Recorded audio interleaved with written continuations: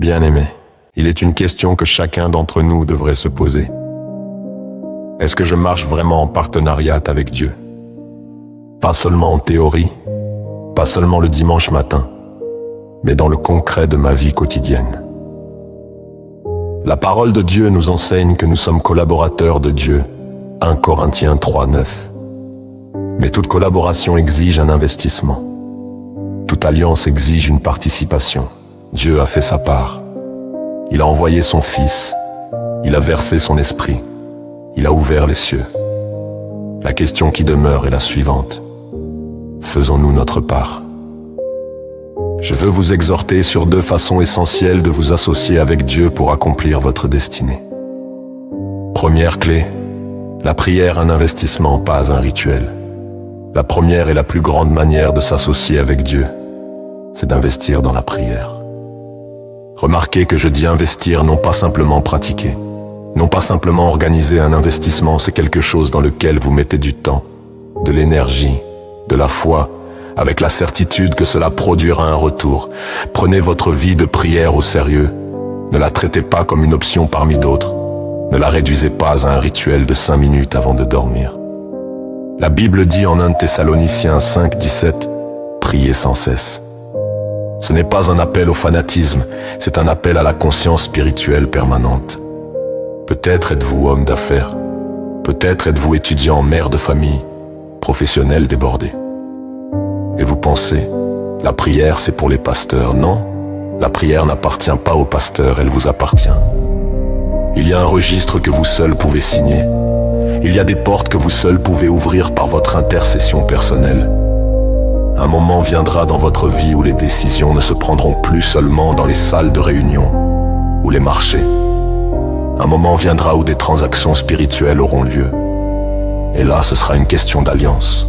Ce jour-là, ce ne sera pas votre carnet d'adresses qui vous sauvera.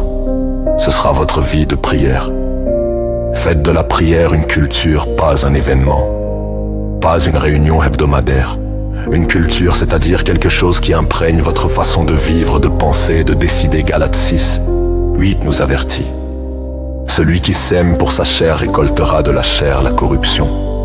Mais celui qui sème pour l'esprit récoltera de l'esprit la vie éternelle. Chaque heure de prière est une semence dans l'esprit.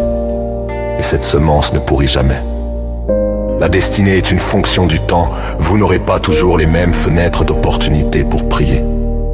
Alors ne remettez pas à demain ce que l'Esprit vous demande de faire aujourd'hui. La transformation, un combat pour vos croyances. La deuxième manière de s'associer avec Dieu, c'est de lutter pour votre transformation intérieure. Romains 12:2 dit, « Ne vous conformez pas au siècle présent, mais soyez transformés par le renouvellement de l'intelligence. » Ce n'est pas un conseil passif, c'est un appel au combat. Voici une vérité que beaucoup négligent.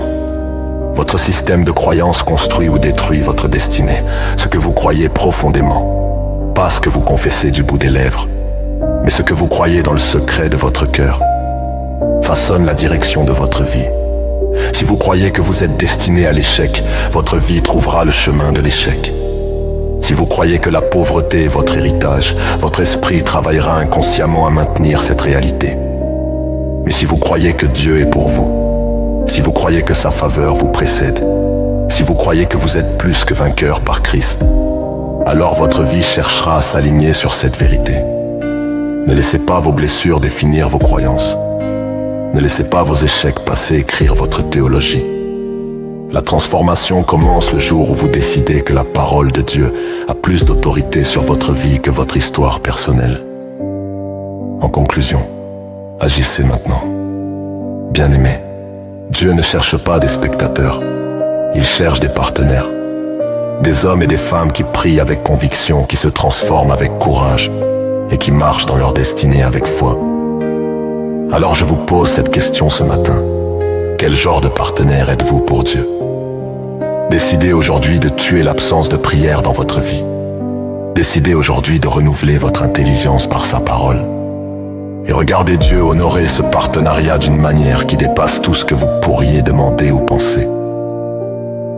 Car c'est en lui que nous avons la vie, le mouvement et l'être. Acte 17:28. Que Dieu vous bénisse et vous affermisse dans sa grasse main.